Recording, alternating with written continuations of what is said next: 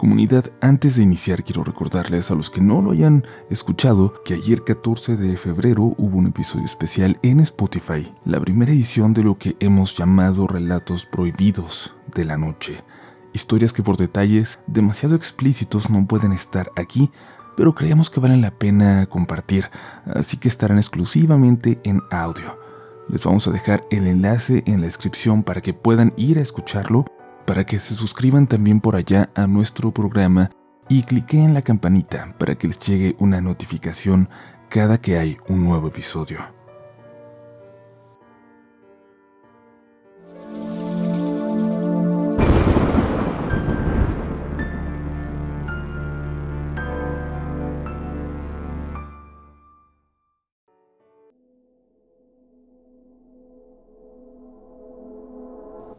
Muy buenas noches, comunidad.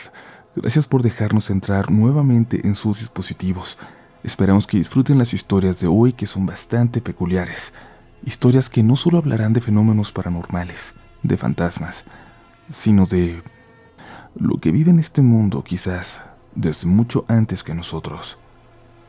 Pero sabemos que no te va a dar miedo, que tú no crees en esas cosas, así que no te preocupes, porque no hay ninguna posibilidad de que hoy, al irte a dormir, al apagar la luz, te pase algo. Seguro que no serás el siguiente protagonista de Relatos de la Noche. Hola, comunidad. Desde hace tiempo escucho su programa. Me gusta descubrir sus historias, algunas curiosas y otras sumamente intensas. Escuchar la confianza con la que ustedes comparten sus experiencias me animó a enviarles la mía. Aunque mi vida está llena de contactos con lo paranormal, sobre todo a través de los relatos de mi familia, quiero empezar con una experiencia propia. Mi familia es católica, muy tradicional. Siempre estuvieron muy restringidos los permisos para salir por la noche. A pesar de eso, en mi adolescencia fui sumamente rebelde y me gustaba salir de fiesta con mis amigos. En una noche de esas, viví la peor pesadilla vuelta a realidad. Tenía 17 años cuando discutí con mi mamá porque no me dejaba salir, pero esperé a que se durmiera, a que se durmieran todos en casa para escapar. La colonia donde vivo puede ser algo insegura, Cuautitlán Izcalli, pero yo confiaba en que conocía mis rumbos. Cuando dieron las 2 de la madrugada abrí la puerta con mucho cuidado, sin hacer ruido, para salir. En la fiesta a donde me dirigía apenas estaría empezando el ambiente. Mi plan era estar un par de horas y volver a casa antes del amanecer. Al ir saliendo de la unidad en donde vivo, los mensajes en mi teléfono empezaron a llegar, y yo lo apagué de inmediato para no llamar la atención de quien pudiera andar por ahí en las calles, con intención de robar. Grave error, viéndolo en retrospectiva. Decidí pasar por un sendero que por las noches es sumamente solitario, y es que solo al entrar en él tenía un poco de luz de una lámpara. Todo lo demás era oscuridad. Tenía muchos árboles y además los arbustos que lo rodeaban eran más altos que yo, que mido 1,74, pero para ocasiones como esa, era el mejor lugar para cortar camino. Cuando iba a la mitad de este sendero sentí algo curioso, un frío que llegaba de repente, que sentí en la espalda y luego entrando por los pulmones. No pude evitar sentir que alguien me seguía. Maldita sea, me van a asaltar, pensé, y decidí seguir de frente y no voltear.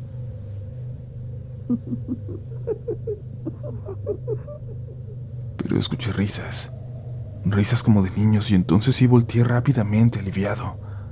Pero el alivio se terminó en cuanto me di cuenta de que no había nadie, ningún niño ahí. Decidí continuar y al volver mi vista al frente, vi algo en un árbol a unos metros de mí. La silueta de un niño pequeño, sentado en una rama, pero en cuanto me vio subió de un salto y desapareció entre las ramas delgadas. En ese momento ya no sabía qué hacer. Correr hacia adelante, intentar llegar con mis amigos a la fiesta o volver a mi casa aunque estaba un poco más lejos. El corazón me empezó a latir muy fuerte. Podía sentirlo. Decidí seguir, correr, y al salir al final del sendero a una calle con algo de luz en cofradía, me sentí un poco más tranquilo. Tomé mi celular para pedirle a un amigo que se acercara por mí, pero no prendió. Me desesperé un poco. No reconocía a ciencia cierta el lugar en donde estaba. Quería pensar en la casa de un amigo cerca, algún lugar donde pudiera pedir ayuda en caso de que algo más grave sucediera. Caminé un poco más. Aunque no había gente en la calle, parecía estar un poco más viva que la zona del sendero. Llegué a una glorieta y al cruzar, vi a dos niños muy divertidos persiguiendo a un perro. Por un momento empecé a sentir tranquilidad al ver algo de vida, pero luego reaccioné. ¿Qué diablos hacían dos niños solos en la calle a esa hora? Decidí caminar hacia donde se habían ido, ver si de verdad estaban ahí o los había imaginado. Me arrepiento como no tienen idea de haberlo hecho. Cuando los encontré, esos dos niños, por llamarlos de alguna forma, sostenían a la perra que estaban siguiendo y estaban bebiendo su leche. Luego me voltearon a ver y solamente se rieron. Sentí como un sudor frío me empapaba y volví a correr sin rumbo, simplemente alejándome de esa escena. Ya no reconocía nada, ni la calle, ni las casas, ni la zona. Las lágrimas de miedo en mis ojos empezaron a dificultarme la visión. Solo seguía corriendo y corriendo sin poder ver nada en esa noche oscura cuando simplemente caí y de pronto me despertó el golpe contra el agua. Estaba en la laguna de Axotlán. No entendí cómo había llegado ahí. Eran muchas cuadras desde el último lugar en el que reconocí dónde estaba. Escuché una sirena de policía. Siempre daban rondines por ahí para ver que no anduvieran parejitas o gente fumando hierba. ¿Qué anda haciendo, joven? ¿No se puede nadar? Salga de ahí. Quise pararme, pero sentía que el lodo de la laguna me hundía más. Les pedí ayuda a los policías, pero se burlaron. Me preguntaron qué me había metido, si andaba borracho o en drogas. Les dije que no, que me habían querido asaltar y que yo corrí hasta caer ahí sin darme cuenta. Uno de los policías me ayudó y luego me jaló para revisarme. Metió su mano en mi sudadera y encontró algo que yo no había visto, algo que definitivamente no sabía que llevaba. Un muñeco hecho de ramitas que apestaba horrible. Así que eso anda fumando, dijo y lo levantó para que lo tomara su compañero. Pero el otro policía, al verlo, solo le golpeó la mano para que lo soltara. Le gritó que soltara eso. Los dos oficiales salieron corriendo hacia su patrulla y yo los seguí. A esas alturas prefería que me llevaran detenido en lugar de tener que volver a casa por esas calles oscuras. No, ahí quédate, cabrón, gritaron, y yo me detuve cuando vi que uno de ellos sacaba su arma de cargo. Volteé para ver si había algo detrás de mí, pero no. Se estaban alejando de mí.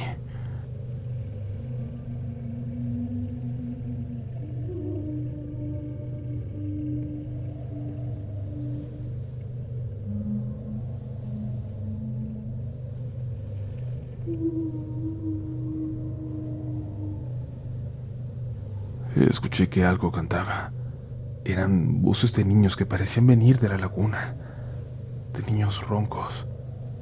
Ya no pude voltear. Escuché cómo los policías salían a toda velocidad de ahí. Sin decir nada, empecé a caminar con la vista al cielo, para no ver nada de lo que andaba cerca de mí, y casi sin darme cuenta llegué al estacionamiento de un centro comercial. Gracias a Dios ya sabía dónde estaba. La casa de la fiesta no estaba lejos. Empecé a correr hacia allá, pero algo me decía que no iba solo. Sentía que me estaban persiguiendo. Los perros de toda la calle parecían ladrarme. Mis piernas ya no dieron más y caí al suelo. Me iban a alcanzar. Podía sentirlos, podía escucharlos. Pensé, ya, que sea lo que Dios quiera. Un coche se detuvo a mi lado. Era mi amigo al que pensé en hablarle. Me preguntó si necesitaba que me llevara y Solo me subí al carro sin decirle nada. Llegamos a la casa de la fiesta. Éramos de los primeros, pues no se veían muchos coches. Tampoco se escuchaba la música. Bro, estás muy pálido. ¿Qué comiste? Güey, estás todo mojado, ¿qué onda? Me tomó del hombro y quitó la mano. Me dijo que estaba frío como un hielo. Andrés, güey, ¿qué te pasó? Yo no sabía qué responder. No sabía si contarle. Estaba intentando digerir lo que acababa de vivir. Vente, vamos a ver si tienen algo de comer aquí con el Ro y que te preste algo de ropa seca, me dijo. Quise responder, pero algo no me lo permitía. Volteé a ver el reloj en su carro. Eran las 12 en punto de la mañana. Está atrasado tu reloj, le dije. Él me enseñó su celular. Está a la hora. Son las 2. La verdad es que no sé si lo que viví fue real, o qué partes de esta noche lo fueron, aunque nunca en mi vida he tenido alucinaciones. Pero ya no camino tranquilo por las noches, ni siquiera por aquí, por las calles cerca de mi casa. Aquella noche sentí que la oscuridad estuvo a punto de comerme para siempre.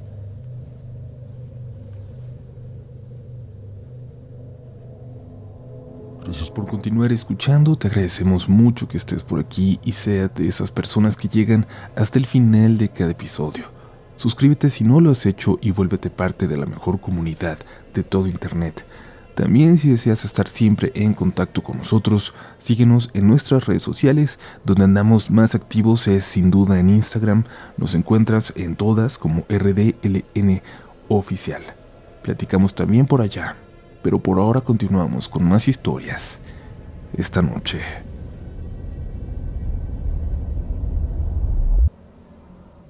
Buenas noches, ¿cómo están? Voy a compartir con ustedes mi historia, que tengo que desarrollar en 3 pequeños momentos, en 3 capítulos a lo largo del tiempo. El primero de ellos sucede en 1999, el segundo en 2002 y en 2010 el tercero y último, por el momento. Cuando pienso en el de 1999, no puedo dejar de verlo como el primer contacto con ellos. Yo tenía 11 años, una de mis hermanas acababa de nacer.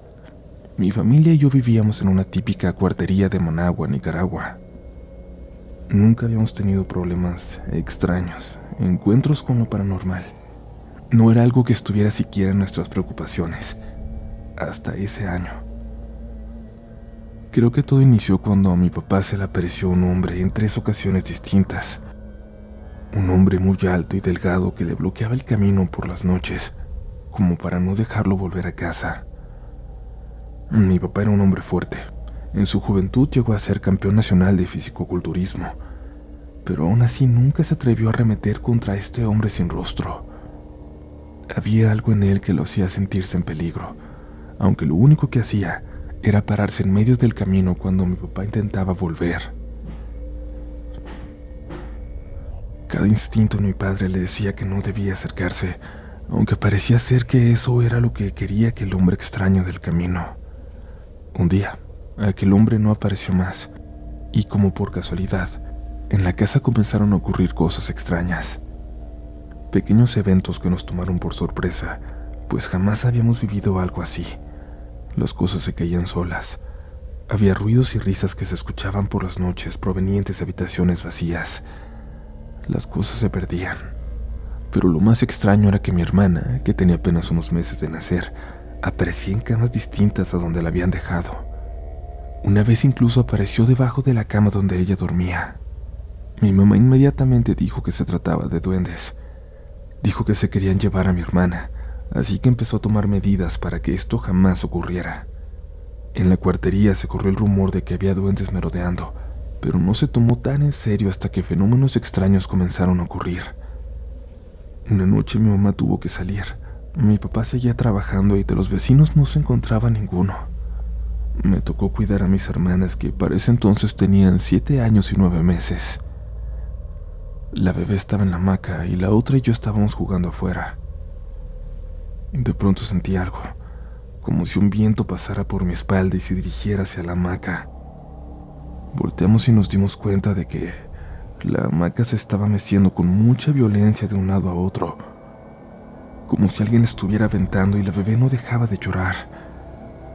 Les juro que esto ocurrió de un momento a otro, en un segundo. Mi hermana, la de 7, también estaba llorando ya, y lo primero que hice fue sacarla del cuarto, llevarla al patio y pedirle que se quedara ahí, que no fuera a entrar. Entonces corrí por la bebé. La hamaca se seguía sacudiendo de un lado a otro y me lancé a ella para detenerla. Sentí los jalones como si me la quisieran arrebatar. Una fuerza invisible la estaba empujando. Escuché entonces una risa muy tenue, como si estuviera muy lejos. Al fin pude tomar a mi hermanita y salí corriendo al patio para reunirme con la otra que seguía llorando de miedo. Yo también estaba asustado, pero mi instinto me dijo que debía protegerlas. Las abracé mientras a lo lejos veía que la hamaca se seguía moviendo sola. Luego escuchamos como si alguien aventara todo en la cocina. Mi mamá llegó 2 horas después. Pasé todo ese tiempo afuera con mis hermanas. Le conté todo, y cuando entramos no daba crédito a lo que encontré. Todo estaba en orden. Nada se había caído, aunque nosotros habíamos escuchado con claridad que habían volteado la cocina entera de pies a cabeza. Por fortuna mi mamá sí me creyó, y 2 días después bautizó a mi hermanita. Los fenómenos entonces cesaron. La normalidad volvió a toda la cuartería. No volvimos a tener problemas de índole paranormal en esa casa hasta el segundo momento, el segundo episodio en este relato, el de 2002, el de la fábrica. En ese año mis padres decidieron mudarse a casa de mi abuela paterna. A mí no me gustaba la idea, pero no contaba mucho mi opinión. Solo tenía 14 años. Mi hermana, la de en medio, tenía 10, y ella sería la protagonista de esta parte de la historia. Como en todo primer año en el vecindario, me tocó conocer muchas cosas. Me llevó un tiempo la adaptación. Al final nos acostumbramos, y justo cuando empezaba a disfrutar de mi nuevo hogar, una noche en la madrugada, un grito de mi hermana levantó a toda la casa. Mi mamá le preguntó qué había pasado, y mi hermana le dijo que había tenido un sueño terrible. Aún sin recuperar el aliento, le dijo que solo soñó que estaba en un lugar muy oscuro, una casa vieja, como una cabaña. En ella había un árbol, un ceibo muy viejo, y sus raíces sobresalían del suelo. De este árbol salió un anciano, un hombre pequeño, casi como si fuera un bebé. La tomó de la mano con fuerza y la jaló hacia el árbol. Mi hermana le gritaba que la soltara, pero no le hacía caso. Mientras lo contaba, mi mamá intentaba tranquilizarla. Le decía que solo era una pesadilla, y luego de un rato la calmó y nos fuimos a dormir. Poco después de eso nos inscribieron en una escuelita pagada, donde íbamos los chicos de la cuadra. A esa escuela también iban mis primos, más o menos de nuestra misma edad. Para llegar a ella teníamos que pasar por una fábrica de cartón abandonada.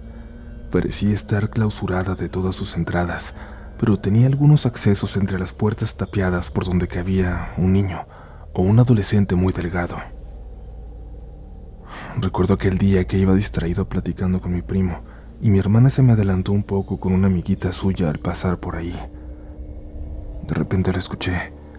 Gritaba con un horror que no lograría describirles por más que lo intentara. Al escucharla corrí junto a mi primo a buscarla. Su amiga la tenía abrazada y mi hermana gritaba que era él, mientras señalaba hacia la fábrica. ¿Él quién?, le pregunté. ¿Quién era? ¿Quién estaba allá adentro? El anciano de mi sueño. Me estaba llamando con una mano y con la otra me mostraba un dulce, nos dijo. En lugar de miedo sentí una rabia como ninguna otra. Le dije a su amiga que se llevara a mi hermana y trajera un adulto. Tomé un palo de escoba que encontré afuera de la fábrica y me metí por una de las rendijas. Mi primo entró detrás de mí. Buscamos por toda la fábrica al anciano. Cuando llegamos al fondo de esta, a lo más profundo, vi con incredulidad un árbol de ceiba. Tenía las raíces por fuera del piso, como había soñado mi hermana. Una piedra cayó muy cerca de mí. Otra golpeó a mi primo. Alguien nos estaba lanzando pedradas, pero no lográbamos ver de dónde venían. Solo sentíamos como algunas pasaban cerca y otras lograban golpearnos. Escuchamos puertas abrirse y cerrarse a nuestras espaldas, pero no veíamos nada. Adentro todo estaba oscuro. Los dos nos quedamos perplejos por un grito que retumbó por toda la fábrica. Sentí como la cabeza me crecía. Los pies los sentía como de plomo. Mi primo me dijo que nos fuéramos con la voz entrecortada. Yo también tenía miedo, pero más que nada tenía deseo de venganza. Al final de cuentas, mi instinto de supervivencia pudo más. Me dijo que tenía que irme. Le dije a mi primo que corriera y los dos huimos despavoridos. Al llegar a la salida, mi papá y mi tío estaban llegando. Les contamos todo y ellos también entraron después. Pero antes de hacerlo, mi papá me pidió que me fuera a la casa. Yo obedecí sin cuestionar.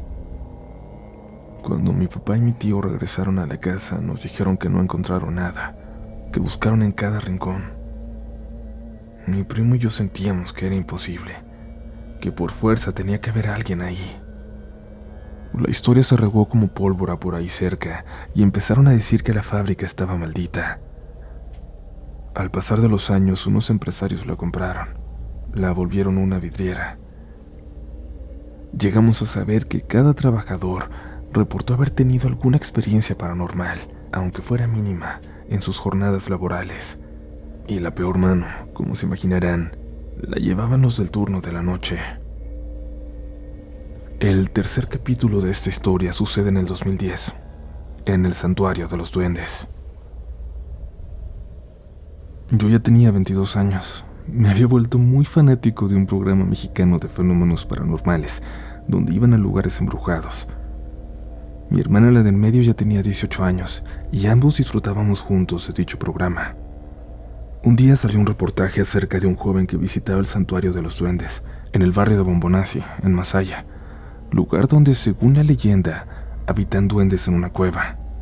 Para llegar a ella hay que pasar por un camino que estaba rodeado únicamente por monte en todas sus direcciones. El camino es un cauce natural que va a dar a la laguna de Masaya. La leyenda contaba que en algún momento del siglo pasado habían reportado varias desapariciones de niños en el poblado cercano. Niños y niñas.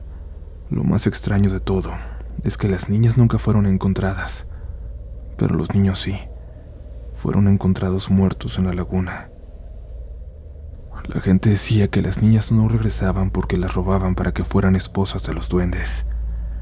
Como yo ya tenía, digamos, experiencia con estos entes, decidí decirle a mi primo, el que entró a la fábrica conmigo, que fuéramos a visitar ese santuario. Primero me dijo que sí, pero una noche antes de ir se arrepintió. Llegó el día. Yo estaba listo con mi cámara de rollo. No me alcanzaba para una digital. Me compré un rollo nuevo. Llevaba agua, comida y un par de tizas. Tomé un bus a Masaya. Al llegar tomé un taxi y le pedí al chofer que me llevara a Bombonazi. ¿Y de ahí para dónde?, me preguntó el taxista. Voy al Santuario de los Duendes, le respondí. No, hombre, ¿qué vas a hacer ahí? ¿Y solo?, me preguntó. Yo le dije que simplemente quería ver si las leyendas eran ciertas. En el camino me contó lo que sabía del lugar. Me dio su número de teléfono. Me dijo que le llamara en caso de que algo me pasara. Y entonces llegué al famoso lugar. Había un rótulo que decía: "Bienvenido al Santuario de los Duendes", y luego una bajada, una caída en diagonal que llevaba un camino envuelto por muros naturales, de tierra, con mucha vegetación. Me adentré por ahí.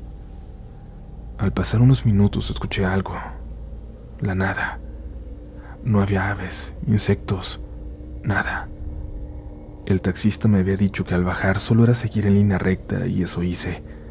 Inicié mi recorrido a las 9 de la mañana y caminé por varios minutos. Entonces logré llegar a una caída de agua por donde bajé y seguí caminando. Unos 50 metros después nada más, las cosas se pusieron todavía más raras. Empecé a sentirme desorientado y el supuesto único camino, que solo era una línea recta, de repente se partía en dos, derecha o izquierda. Dudé. Decidí tomar el camino de la derecha, dejando una marca de tiza que me sirviera de guía.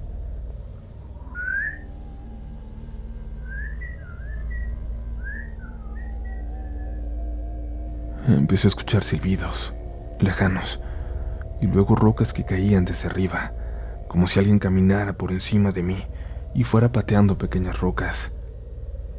Me puse alerta y empecé a tomar fotos hacia las hierbas. Podía ser algo raro, o podía ser un ladrón.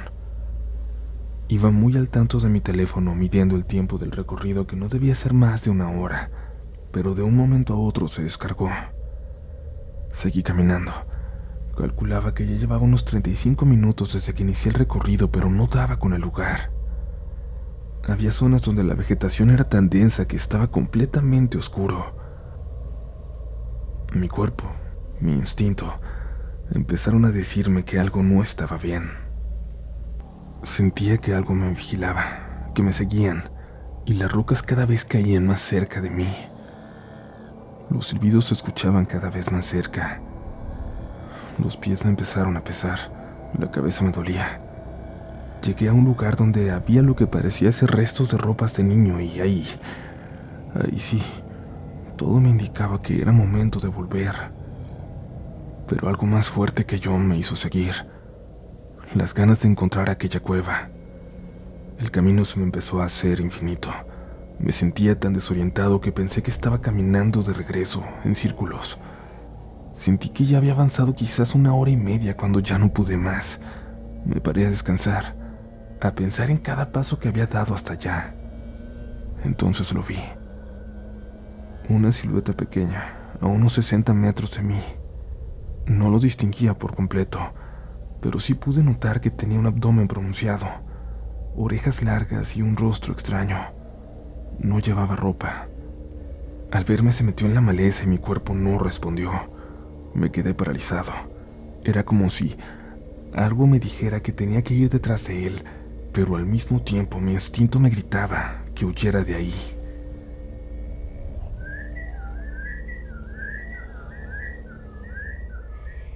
Los silbidos volvieron. Más piedras comenzaron a caer, piedras muy grandes que parecía que alguien hacía rodar con dirección a mí. En cuanto volví a sentir las piernas, corrí de vuelta. Corrí hacia donde esperaba que estuviera la maldita salida. La sensación de que algo me seguía se hizo presente. Algo maligno que me quería hacer daño estaba latente, y lloré de terror al darme cuenta de que todas las marcas que había dejado para orientarme habían desaparecido. Llegué al camino que se partía en dos, pero de nuevo llegaba al lugar que se partía. Lo veía como lo vi cuando entré, como si de nuevo estuviera llegando. Esta vez corrí hacia la izquierda, con todas mis fuerzas, hasta que me quedé sin aire. Cuando me detuve me sentí aliviado. Reconocí una caída de agua que había pasado al entrar. Poco a poco, mientras seguía ese camino, los silbidos y las rocas se fueron quedando atrás, y finalmente llegué a la salida. Entonces sucedió algo que ya he escuchado que pasa. Cuando en una tienda cercana me dejaron cargar mi teléfono, me di cuenta de que eran las 9:25, de que tan solo había estado 25 minutos ahí dentro, cuando sin duda lo sentí como al menos 2 horas. Llamé al taxista confundido. No estaba lejos. Pasó por mí y le conté todo. Me dijo que seguramente los duendes habían intentado perderme. Me despedí de él agradecido cuando tomé mi autobús de vuelta a casa. Lo primero que hice al llegar fue desahogarme con mi mamá, contarle todo. Mi abuela también me escuchó. Me pidió la ropa para quemarla. Cuando lo hizo, encontró algunas manchas rojas en mi pantalón. Manchas de manitas, de algo que me había tocado.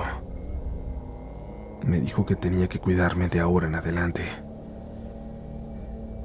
Una semana después terminé en el hospital, pero no por ese susto, sino por una extraña afección cardíaca. Al menos había alcanzado a dejar el rollo para revelar antes de ser hospitalizado. Y mientras tanto en casa pasó algo más. Mi hermana recibió las fotos, pero no quiso abrirlas hasta que yo lo hiciera. Como cada noche de domingo, ella estaba viendo el programa que le gustaba cuando escuchó que alguien golpeaba la puerta que daba a la calle. Se asomó y miró hacia una rendija que dejaba ver quién tocaba. Lo único que vio fue 2 piernas desnudas, pequeñitas, que corrían después de tocar. Es muy extraño lo que describe, y es que dice que solo eran 2 piernas. Parecían no tener cintura ni torso. Apagó la tele con su programa paranormal y se metió a la cama a taparse y rezar. Cuando yo salí del hospital, ese lunes, lo primero que hice al llegar a casa fue buscar las fotos que había revelado. Pero no estaban por ningún lado en la casa. Le pregunté a mi mamá si había visto algo, si las había tirado porque encontró algo en ellas, pero me dijo que nadie había tirado nada. Nadie supo qué fue de ellas. Aún me pregunto si aquella aparición que tocó la puerta, aquello que vio mi hermana, tuvo algo que ver.